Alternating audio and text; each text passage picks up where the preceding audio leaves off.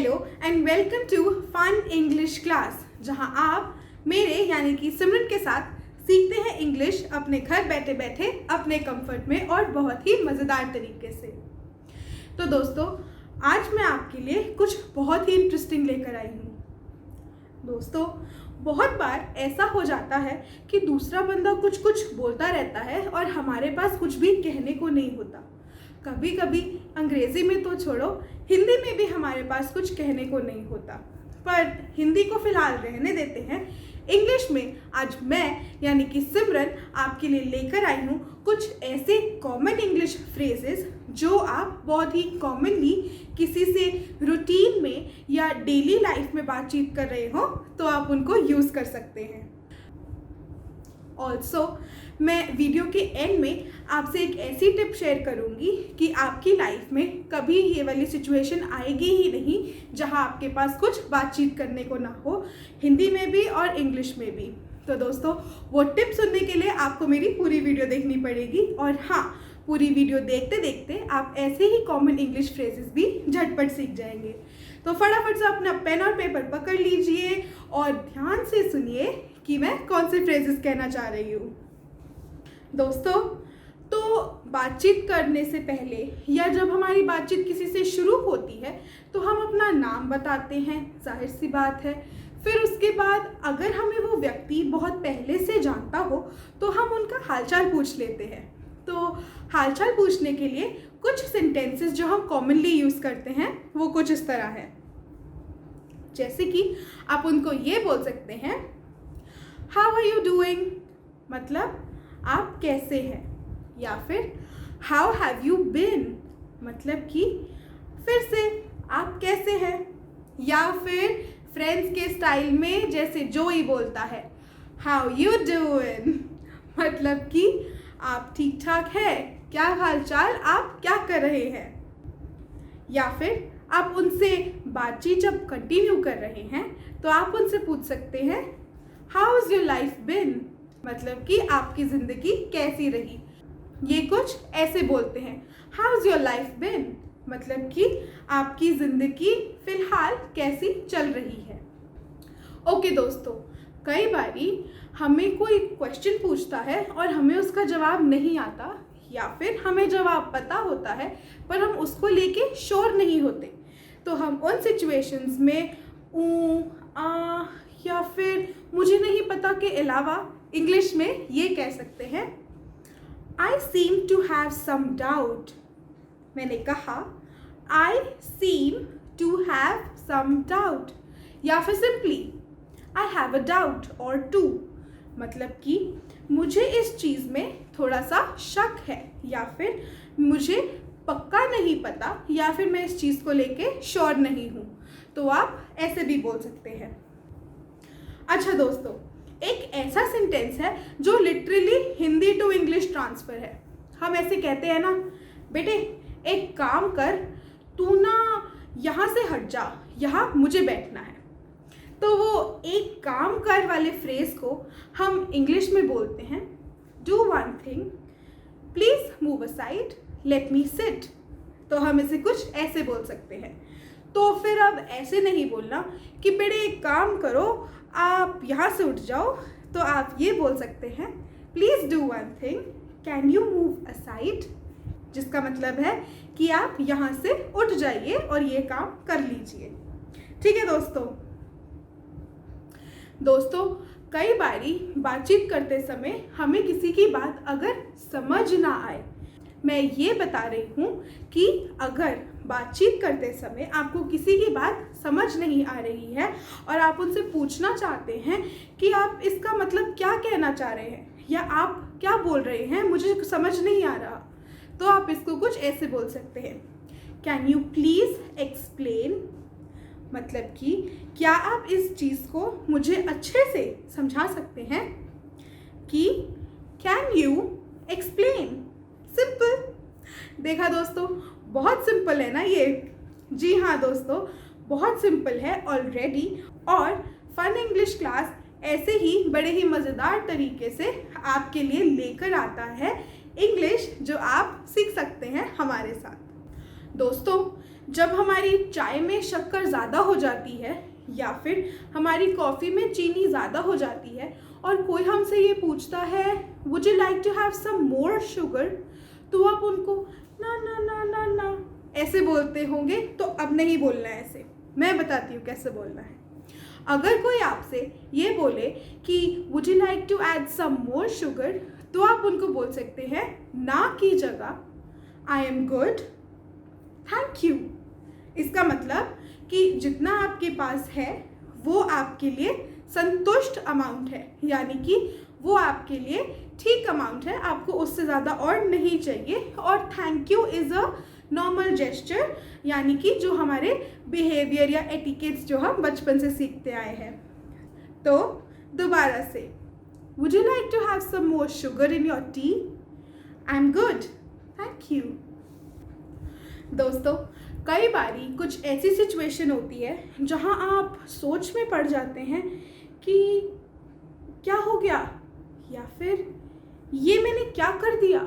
तो जब ऐसी सिचुएशंस होती हैं तो आप अपनी फीलिंग्स को एक्सप्रेस करते हुए ये बोल सकते हैं व्हाट जस्ट हैपेंड, ये क्या हो गया, या फिर what has happened to you. मतलब कि अगर आप किसी व्यक्ति से मिले जो शायद अब पहले जैसा ना रहा हो, तो आप उनसे ऐसे पूछ सकते हैं you have changed, what has happened to you. मतलब कि आपको ऐसा क्या हो गया है कि आप में ये बदलाव आ गया है। ठीक है दोस्तों, कई बारी कई लोगों को हम अपनी लाइफ में पसंद नहीं करते, तो जब वो आते हैं तो हम हिंदी में ये बोल देते हैं कि आ गई चुड़ैल, नहीं आना चाहिए था। या फिर हम ये बोल देते हैं कि इसका नाम लिया और ये आ गई। तो अब इस चीज़ को हम इंग्लिश में कैसे बोलेंगे मैं बताती हूँ। हम इसको ऐसे बोलेंगे speak of the devil and the devil comes, या फिर सिंपली आप ये बोल सकते हो speak of the devil and she is here. ठीक है दोस्तों, तो नेक्स्ट टाइम हिंदी में मत बोलिए, कुछ भी हो इंग्लिश में बोलिए। दोस्तों, मेहमान नवाजी और किसी की हॉस्पिटैलिटी हम सबको करना बहुत पसंद है। तो अगर कोई हमारी हेल्प करता है या फिर कोई हमारे घर आता है तो हम उनको बहुत ही वार्मली वेलकम करते हैं और ऐसे बोलते हैं श्योर बी माई गेस्ट। अगर कोई व्यक्ति आपका कोई काम करना चाहता है या फिर आपकी मदद करना चाहता है और आप उसको कहते हैं हाँ ठीक है तुम ये काम कर दो, या फिर तुम मेरे घर आए हो तो बहुत ही अच्छा, तो आप इस सिचुएशन में उन्हें ये कह सकते हैं श्योर बी माई गेस्ट। दोस्तों, जहाँ मेहमान नवाजी की बात हुई है वहाँ पे हम अपने मेहमानों को जब वो हमारे घर आते हैं हम बिना खाए नहीं जाने देते। तो जब आप टेबल पे उनके लिए लाजवाब पकवान सजा देते हैं तो आप उनको कहते हैं जी खाना शुरू करिए। तो हिंदी में तो आप बोल देते हैं ऐसे, इंग्लिश में कैसे बोलेंगे? इंग्लिश में बोलेंगे प्लीज़ हेल्प योरसेल्फ। मतलब आप यहाँ पे जो भी खाना पड़ा है उसको आप सर्व करिए और अपनी प्लेट में डाल के उसको खाइए। ठीक है दोस्तों, कई बारी हम कई चीज़ों पे या किसी की कही हुई बात पे यकीन नहीं कर पाते, तो उस सिचुएशन में हम हाँ या हाँ ऐसे ना कह के ये बोले कि यू मस्ट बी किडिंग या फिर you must be joking, I don't believe you. मतलब कि मैं तुम्हें बिलीव नहीं कर पा रही हूँ कि तुमने ये क्या बोला।